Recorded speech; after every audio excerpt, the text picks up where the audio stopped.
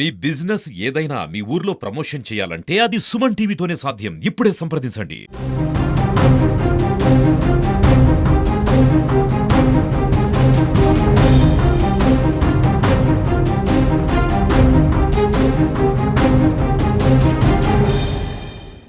తిరుపతి నుంచి చిత్తూరుకు వెళ్ళేటువంటి national highway పైన పాకాల మండలం మూలవంక అనేటువంటి ఒక అటవీ ప్రాంతంలో 4 మృతదేహాలు తీవ్ర కలకలం రేపుతున్నాయి.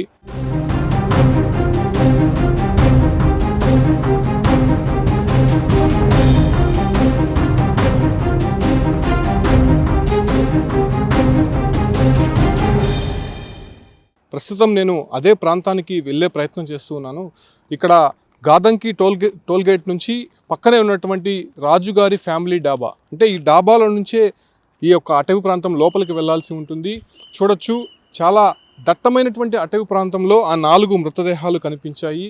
అయితే ప్రస్తుతం 2 మృతదేహాలు చెట్టుకు వేలాడుతూ ఉన్నాయి. మరో 2 మృతదేహాలని చంపి పూడ్చిపెట్టినట్టు అక్కడ ఆనవాలు అయితే కనిపిస్తోంది. పోలీసులు అయితే ఇన్వెస్టిగేషన్ కంటిన్యూ చేస్తూ ఉన్నారు. నిన్న నైట్ ఐడెంటిఫై చేశారు.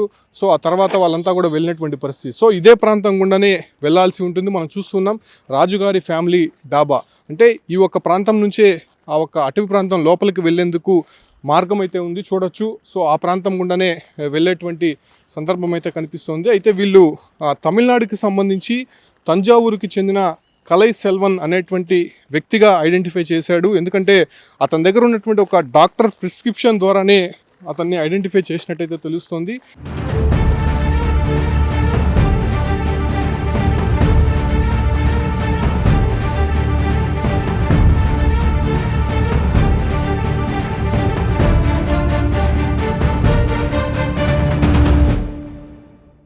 అయితే ఈ కలై సెల్వన్, అదే రకంగానే ఆయన భార్య, 2 పిల్లలు ఆ స్పాట్లో చనిపోయినట్టయితే తెలుస్తోంది. ఇది అనేక రకాలుగా అనుమానాలు అయితే రేకెత్తిస్తున్నాయి. అక్కడ స్పాట్లో దొరికినటువంటి ఎవిడెన్స్ ప్రకారము కొన్ని వస్తువులు అయితే వాళ్ళు బ్యాగ్లో తెచ్చుకునేటువంటి వస్తువులు, మద్యం సీసాతో పాటు నోటికి వేసుకునే అతికించడానికి ఒక ప్లాస్టర్, సెలోపిన్ టేప్ లాగా అది కూడా పోలీసులు ఐడెంటిఫై చేశారు. దాంతోపాటు కూడా పార, అంటే తవ్వి పిల్లల్ని పూడ్చిపెట్టడానికి కొంత ఎక్విప్మెంట్ అయితే అక్కడ తెచ్చుకున్నారు. ఇదే ప్రాంతం గుండా వెళ్లాల్సి ఉంటుంది. చూడొచ్చు, అంటే దట్టమైనటువంటి అటవీ ప్రాంతంగా తెలుస్తుంది. ప్రస్తుతం స్పాట్కు వెళ్ళే ప్రయత్నం అయితే సుమన్ టీవీ టీం చేస్తోంది. సో ఈ ప్రాంతం గుండా వెళ్తే ఫారెస్ట్లోకి వెళ్తాము. సో ఫారెస్ట్లోకి వెళ్ళిన తర్వాత ఆ స్పాట్ అయితే వస్తుంది. ఇక్కడ నుంచి దాదాపు 3 కిలోమీటర్లు అని చెప్తున్నారు. ఇప్పటికే మనం పోలీసు వాళ్ళతో కాంటాక్ట్ అయ్యాము, రెవెన్యూ వాళ్ళతో మాట్లాడాము.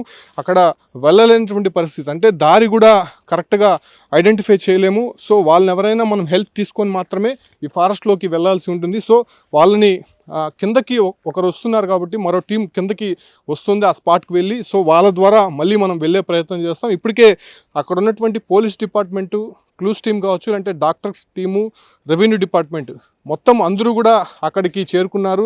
సో వాళ్ళతో పాటు మనం కూడా వెళ్ళబోతున్నాము. మరో కొంతమంది ఇంకా వస్తూ ఉన్నారు. ఎందుకంటే ఆ ప్రాంతంలోనే పోస్ట్ మార్టం చేసి అక్కడే పూడ్చిపెట్టే అవకాశం అయితే కనిపిస్తుంది. ఇప్పటికే అక్కడ ఉన్నటువంటి ఆధారాలు మొత్తం కూడా సేకరించారు కాబట్టి తమిళనాడు రాష్ట్రం తంజావూరుకి చెందినటువంటి వారుగా గుర్తిస్తారు.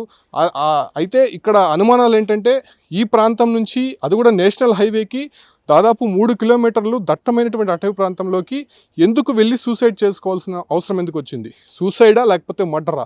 ఎవరైనా వచ్చి వీళ్ళని ఉద్దేశపూర్వకంగా అక్కడ హతమార్చి ఈ రకంగా ఒక సీన్ క్రియేట్ చేసి ఆత్మహత్యలాగా వెళ్ళారా అనే విషయాలపైన కూడా పోలీసులు దర్యాప్తు చేస్తున్నారు. ఎక్కడికైతే వీళ్ళైతే ఈ రాష్ట్రానికి సంబంధించినటువంటి వారు కాదు, ఈ ప్రాంతానికి సంబంధించినటువంటి వారు కాదు, కంప్లీట్గా తమిళనాడు రాష్ట్రం తంజావూరుకి చెందినటువంటి వారుగా పోలీసులు గుర్తించారు కాబట్టి సో ఆ దశగా ఇన్వెస్టిగేషన్ అయితే జరుగుతోంది. మనం ఒకసారి పైకి వెళ్ళి చూద్దాం అక్కడ సీన్ ఎలా ఉంది, ఎవరెవరు ఇన్వెస్టిగేషన్ చేస్తున్నారు, మృతదేహాలు ఏ స్థితిలో ఉన్నాయి, ఒక పూడ్చిపెట్టినటువంటి విధంగా ఆ ప్రాంతంలో ఎన్ని మృతదేహాలు ఉన్నాయో ఇప్పటివరకు తెలియలేదు. కాబట్టి తవ్విన తర్వాత ఒక క్లారిటీ వచ్చేటువంటి అవకాశం ఉండడంతో సో ఆ ఒక్క పరికరాలు కావచ్చు, లేదంటే సిబ్బందిని మొత్తం కూడా పైకి తీసుకెళ్లారు. కాబట్టి మనం కూడా వెళ్ళి ఆ ప్రాంతానికి అసలు ఏం జరిగింది, అసలు అక్కడ వాళ్ళు సూసైడ్ చేసుకోవాల్సినటువంటి కారణం ఎందుకు వచ్చింది, అక్కడ ఆధారాలు ఎలాంటివి ఉన్నాయనే దానిపైన కూడా ఒకసారి గమనించే ప్రయత్నం చేద్దాం.